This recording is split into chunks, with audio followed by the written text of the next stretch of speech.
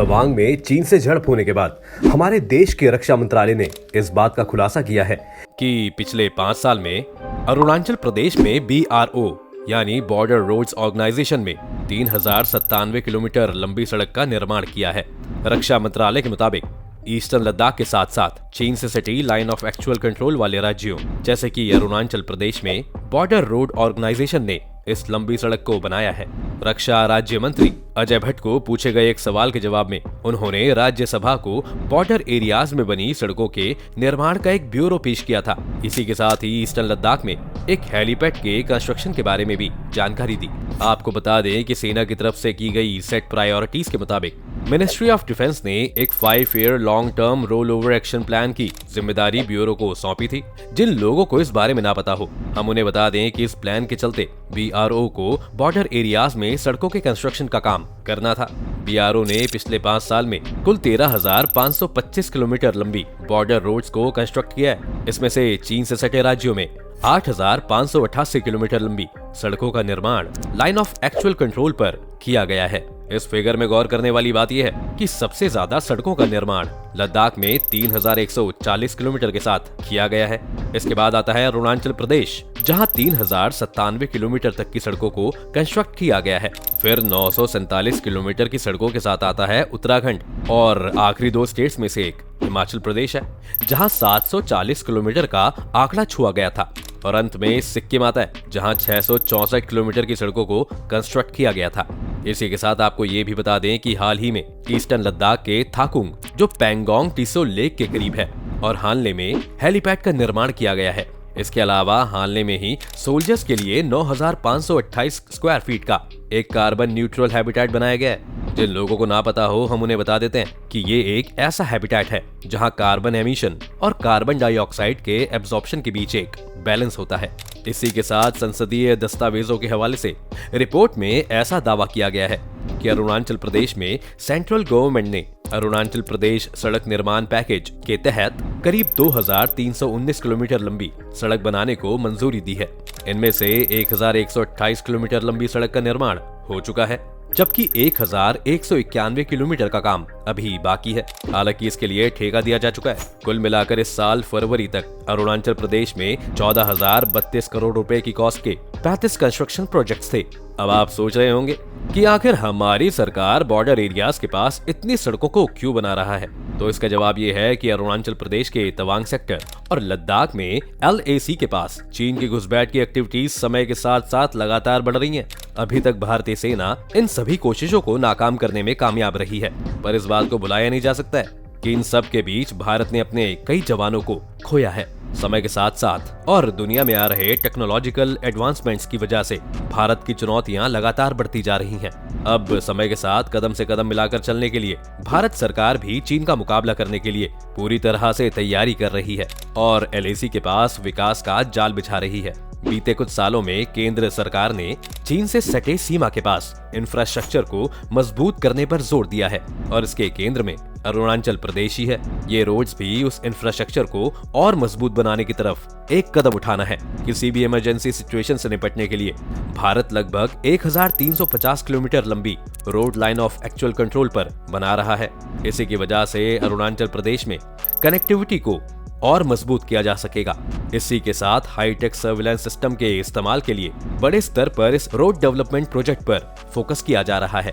यहाँ के इंफ्रास्ट्रक्चर को लगातार मजबूती देने के लिए भारत इस समय कई प्रोजेक्ट्स पर काम कर रहा है और यही वजह है कि बार बार हमें चीन की फ्रस्ट्रेशन सामने आते हुए दिखाई देती रहती है। कनेक्टिविटी को और मजबूत करने के लिए इस समय अरुणाचल प्रदेश में सड़क के साथ साथ सुरंग, पुल, एयरबेस और सर्विलांस सिस्टम पर एक बड़े पैमाने पर काम किया जा रहा है। ऐसा बताया जाता है कि इस बड़ी योजना के चलते अरुणाचल प्रदेश में स्ट्रेटेजिक पर्पस की वजह से इंपॉर्टेंट सेक्टर्स में लगभग 20 पुलों, कई सुरंगों, एयरबेस और कई मेजर रोड्स को डेवलप किया जा रहा है ताकि ओवरऑल मिलिट्री प्रिपेयर्डनेस को और भी मजबूत किया जा सके।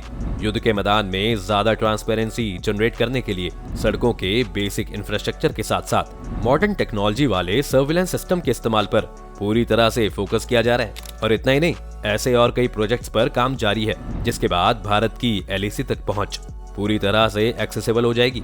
LAC पर इंफ्रास्ट्रक्चरल डेवलपमेंट सिर्फ यही खत्म नहीं होती है, इसी के साथ एक एम्बिशियस प्रोजेक्ट पर भी काम शुरू हो चुका है। इस प्रोजेक्ट का नाम है अरुणाचल इंटीरियर हाईवे प्रोजेक्ट। जिन लोगों को इस प्रोजेक्ट के बारे में ना पता हो, हम उन्हें बता दें कि इस प्रोजेक्ट के तहत भारत 1738 किलोमीटर लंबी सड़क बना रहा है, जो मैकमोहन लाइन के साथ साथ चलती है। मैकमोहन लाइन तिब्बत और असम के बीच एक सरहद है, जो ब्रिटिश इंडिया के समय नेगोशिएट हुई थी। अब वापस मुद्दे पर आएं, तो ये सड़क भूटान से सटे अरुणाचल प्रदेश के मार्गों से शुरू होगी और म्यांमार सीमा के पास विजयनगर में खत्म होने से पहले तवांग, अपर सुबानसिरी, टुटिंग, मेचुका, अपर सियांग, देबांग वैली, देसाली, चागलगाम, किबीथू, डोंग से होकर गुजरेगी। इस तरह अरुणाचल प्रदेश से सटी लाइन ऑफ एक्चुअल कंट्रोल पूरी तरह से एक हाईवे से जुड़ जाएगी। इस प्रोजेक्ट पर एक एस्टिमेट के मुताबिक 40,000 करोड़ रुपए खर्च किए जाएंगे। इस प्रोजेक्ट के पूरे हो जाने के साथ ही अरुणाचल प्रदेश के पास 3 नेशनल हाईवे हो जाएंगे। आपकी जानकारी के लिए बता दें कि इन तीनों हाईवे के नाम है frontier highway, trans Arunachal highway और east west industrial corridor highway. इस प्रोजेक्ट से हमारी इंडियन आर्मी को काफी फायदा मिलेगा और उसकी वजह यह है कि सीमा पर सेना मॉडर्न वेपन्स को एक जगह से दूसरी जगह ले जाना काफी आसान हो जाएगा और साथ ही अब इसमें उतना टाइम नहीं लगेगा जितना भी लग रहा है। इसी के साथ इस प्रोजेक्ट से बॉर्डर से आ रहे दूसरे देशों के लोगों की माइग्रेशन को भी रोका जा सकेगा। इतना ही नहीं, सेना की तैनाती से एसोसिएटेड प्रॉब्लम्स का भी सल्यूशन इससे निकल पाएगा। ये प्रोजेक्ट पहली बार 2014 में चर्चा में आया, जब कानून मंत्री किरण रिजिजू गृह राज्य मंत्री थे। इस समय किरण सीमा मामलों की देखरेख की जिम्मेदारी संभाल रहे थे। उसी साल गृह मंत्री ने मॉर्थ को एक डिटेल्ड प्रोजेक्ट रिपोर्ट तैयार करने के लिए उन्हें कहा था और इसके बाद उस प्रोजेक्ट पर काम शुरू हुआ। जब ये न्यूज सबके सामने आई कि इस प्रपोजल को प्राइम मिनिस्टर ऑफिस से मंजूरी मिल गई है, तो चीन ने 2014 में ही इस प्रोजेक्ट पर अपनी आपत्ति जता दी थी। इस आपत्ति के पीछे की असली वजह ये है कि चाइना भी इस समय अपनी साइट पर इंफ्रास्ट्रक्चरल डेवलपमेंट पूरी तरह से नहीं कर पाया है। साथ ही अरुणाचल प्रदेश में प्रमुख सड़क प्रोजेक्ट्स में तेंगा वैली के पास 0 पॉइंट से ईटानगर तक एक सड़क का निर्माण होगा और शेरगांव से तवांग तक वेस्टर्न एक्सेस रोड का कंस्ट्रक्शन भी इसमें शामिल है। ऐसा दावा किया जाता है कि ये 2 सड़कें ओवरऑल कैपेसिटी एनहांसमेंट के लिए इम्पोर्टेंट होंगी।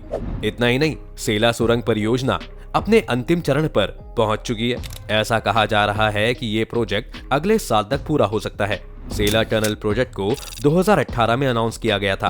13,000 फीट के साथ ये टनल दुनिया की सबसे लंबी ट्विन टनल होगी। इस प्रोजेक्ट से फायदा ये होगा कि तवांग तक पहुंचने का समय ये 1 घंटे तक कम कर देगी।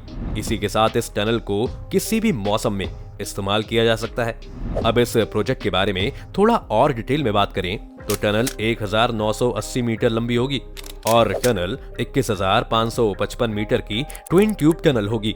टनल 2 में एक BI लैंड ट्यूब है जो ट्रैफिक के लिए इस्तेमाल की जाएगी और दूसरी ट्यूब में इमरजेंसी एग्जिट है। इससे आप समझ ही चुके होंगे कि भारत बॉर्डर एरियाज में सड़क की कनेक्टिविटी पर मजबूत करने पर जोर दे रहा है। इन एरियाज में कनेक्टिविटी बढ़ने से वॉर की कंडीशंस में न केवल सैनिकों की तेजी से तैनाती की जा सकेगी, बल्कि हथियारों और तोपों को भी वहां आसानी से पहुंचाया जा सकेगा।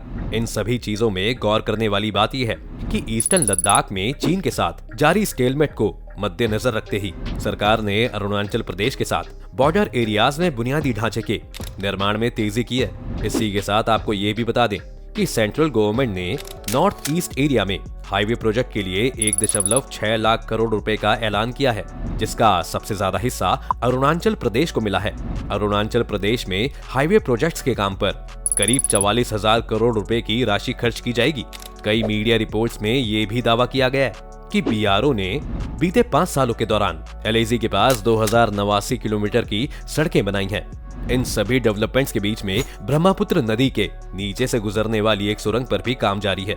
अब अगर आप सोच रहे हैं कि इस सुरंग से हमें क्या फायदा मिलेगा, तो उसका जवाब हम आपको अभी बता देते हैं। चीन की सीमा पर इन एग्रेसिव पॉलिसीज के चलते ये सुरंग बहुत इंपॉर्टेंट साबित होने वाली है, क्योंकि पहली बार चीनी सीमा के पास भारत इतनी बड़ी सुरंग बना रहा है और ये सुरंग LAC के अनडिक्टेटेड पहुंचने तक की कनेक्टिविटी इशू को निपटाने में भी एक इम्पोर्टेंट रोल प्ले करेगा। तो आपको अरुणाचल प्रदेश, लद्दाख और नॉर्थ ईस्ट में हो रही इन इंफ्रास्ट्रक्चरल डेवलपमेंट्स के बारे में क्या ख्याल है? क्या आपको लगता है कि कि आने वाले समय में इन दोनों देशों के बीच वॉर होगी। आप सभी अपने व्यूज हमें कमेंट सेक्शन में जरूर बताएं। अगर आपको ये वीडियो पसंद आई हो तो इसको लाइक और शेयर का बटन दबाएं। बाकी जितने भी लोग हमारे चैनल पर पहली बार आए हैं वो सब्सक्राइब और बेल आइकन का बटन दबाएं ताकि हमारी आने वाली वीडियोस की नोटिफिकेशन आप सभी लोगों को सबसे पहले मिले।